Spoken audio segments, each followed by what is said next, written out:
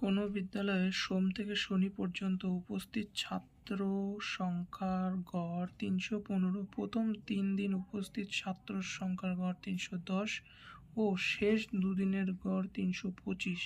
তো চতুর্থ দিন কতজন ছাত্র উপস্থিত ছিল?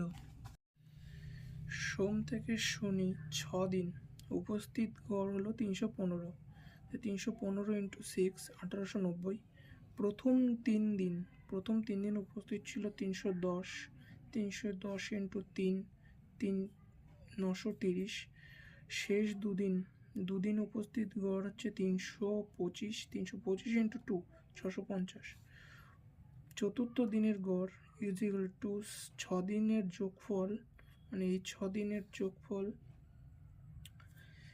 মাইনাস 3 দিন আর 2 দিন, এই 3 দিন আর 2 দিনের যোগফল। 1890 মাইনাস 930 প্লাস 650 1890 1580 310। এটা হচ্ছে 310।